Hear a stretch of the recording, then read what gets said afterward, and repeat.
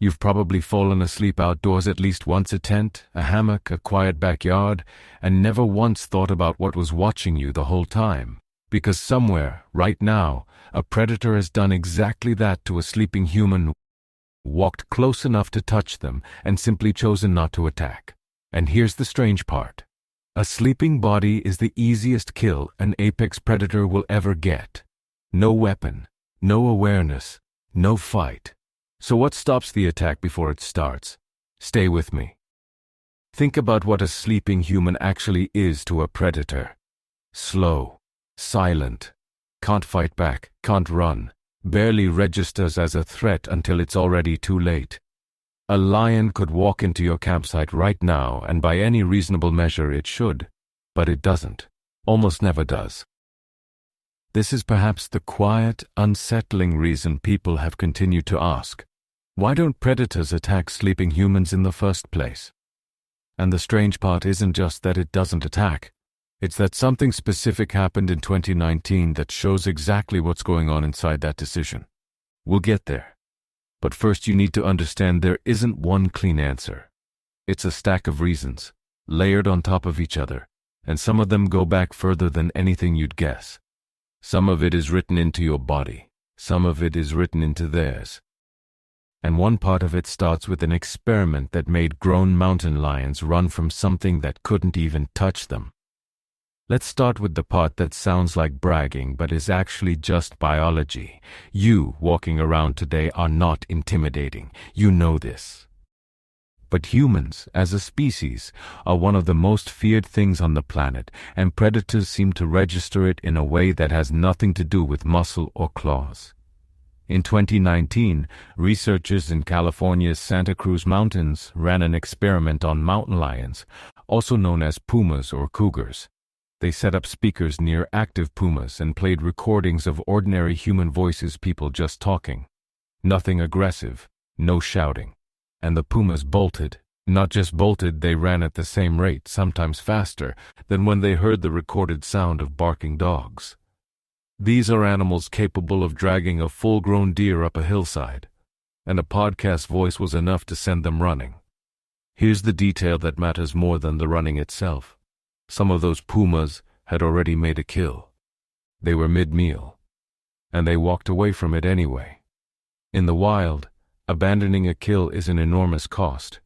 All those calories spent stalking and taking down prey, gone, unrecovered. A predator only pays that price when the alternative feels worse. Being near a human voice felt worse. Which raises the real question: if it's not fear of your body, what exactly are they reacting to? The answer isn't instinct alone. It's history. A very specific, very violent history. Similar patterns have turned up across multiple field studies. Lions moving less through zones with regular human activity. Tigers in parts of India steering around villages sitting in otherwise perfect habitat. Jaguars in parts of the Amazon shifting their ranges to avoid people almost entirely. None of these animals are physically incapable of attacking us. They just don't. One of the clearer patterns behind why do lions ignore humans even inside perfect hunting territory? That instinct didn't come from thinking. It came from selection. And it's brutal. Humans have been hunting large animals for roughly 2 million years, and we've been extremely good at it. Woolly rhinos, giant ground sloths, saber-toothed cats, cave bear species that had weathered ice ages vanished within a few thousand years of humans showing up in their territory. Closer to the present, we hunted wolves nearly to extinction across entire continents and wiped mountain lions out of the whole eastern half of North America. The predators alive today aren't a random sample. They're the descendants of the ones that kept their distance. The bold ones, the ones that pushed into human camps, didn't survive to reproduce. The cautious ones did, and they passed that caution down. Generation after generation, that behavior stopped being a choice and became instinct. A switch flipped somewhere deep in the nervous system that fires the instant a human is nearby. A slow, inherited predator instinct built from selection, not a decision made in the moment, not a thought, an alarm, and that alarm doesn't come with a guarantee. None of this means you're untouchable, and when this ancient wiring fails, it fails in ways that are hard to forget. Hold on to that. We're coming back to it, and it changes how you'll see everything that comes after it. For now, follow the trail a little further, because the next layer runs through something you never think about: your own smell. To you, your smell is invisible. You're surrounded by other humans constantly, so it registers as nothing. But to an animal with a nose many times more sensitive than yours, you are broadcasting. Bears can outsmell a bloodhound several times over. Wolves can pick up a scent from well over a mile out under the right wind conditions. You're not in the pattern. And unfamiliar things, to a predator built to recognize very specific prey, don't read as opportunity. They read as caution, the same caution behind why don't wolves attack campers, even when a camp is well within smelling range for hours before anyone wakes up. There's also fire, which might be the single most underrated survival tool humans have ever stumbled onto. Almost every land animal has a near-universal fear response to flame, and it isn't learned. It's built in so deep that animals raised in captivity, with zero exposure to wildfire, will still recoil from the smell of smoke. Humans have kept fire going through the night for somewhere between 1 and 2 million years, and for most of that time, it wasn't just for warmth. A fire burning at the edge of a camp sends a signal into the dark. Something here controls this. Stay away. Predators got that message a long time ago, and it never needed to be relearned. Here's where most people get predators completely wrong, and it's worth clearing up directly, because it's the missing piece that ties every one of these loops together. The movie version of an apex predator, fearless, reckless, attacking anything that moves, isn't how these animals actually operate. A wild predator doesn't get medical care. An untreated injury from a fight that goes wrong can turn into a slow death by starvation, so every attack a predator considers is really a calculation. Is this worth the risk? The real mechanism behind what makes predators hesitate to attack even a completely unguarded target, an unfamiliar shape that might fight back unpredictably when a known easy meal is available nearby, almost never clears that bar. A sleeping human, upright and strange-shaped even at rest, fails that calculation before it even starts. You'd think being unconscious would make you as vulnerable as it gets. It doesn't. Not entirely.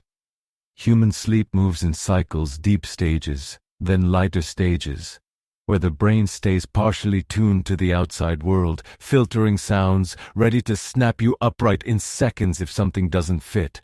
Sleep researchers have a name for this half-awake vigilance. The sentinel function of sleep, part of the real answer to how did early humans survive sleeping outdoors long before tents or locked doors existed.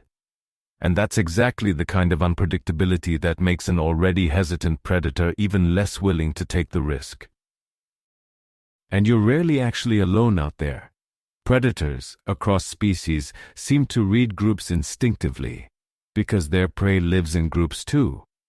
A herd animal at the center of the pack is safer than the one at the edge.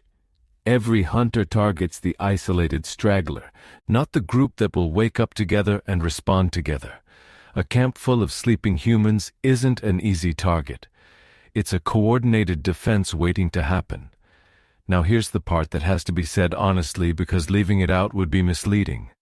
The system does break sometimes, and when it does, the results are hard to forget. In 1898, near Tsavo, Kenya, 2 lions killed a large number of railway workers. Over the course of about 9 months, historical accounts vary widely on the exact number, and the story has grown in the retelling over the past century. But what often gets left out is that these weren't ordinary lions. Both were maneless, and one carried an old injury that would have made hunting its usual prey far harder than normal. Decades later, in India and Nepal, a tiger later known as the Champawat tiger was linked to a large number of deaths before it was tracked down by hunter Jim Corbett, who found the animal had been injured years earlier in a way that left it unable to take down the prey it was built for. Almost every documented case of a large predator turning to humans follows this same shape. An old injury, a habitat destroyed, cutting off the usual food supply.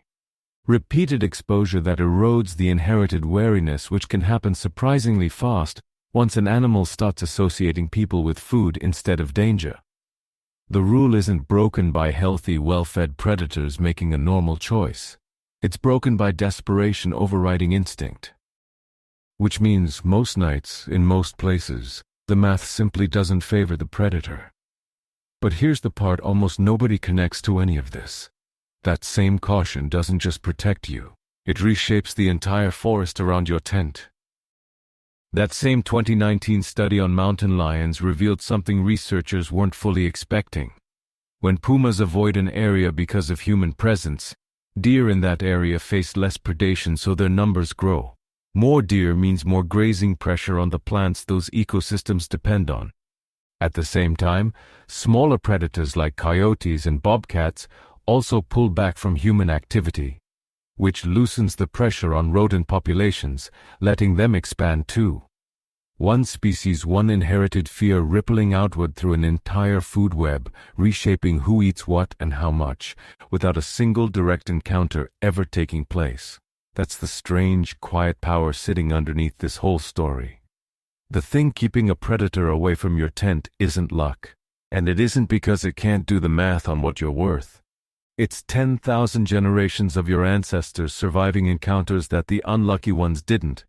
Encoded into instincts that aren't even yours. They belong to the animals watching you from the dark. Animals that learned long before recorded history began exactly what you are and exactly why to leave you alone. So the next time you're lying in a tent, listening to the sounds of the wild on the other side of a few thin inches of fabric, and that small flicker of ancient unease shows up uninvited, let it. That feeling is exactly what kept the people before you alive long enough for you to exist. But whatever's moving out there in the dark already knows what you are. It's not coming in. It never really was. If this changed the way you'll think about your next night in a tent, that's exactly what this channel is built for. Every week,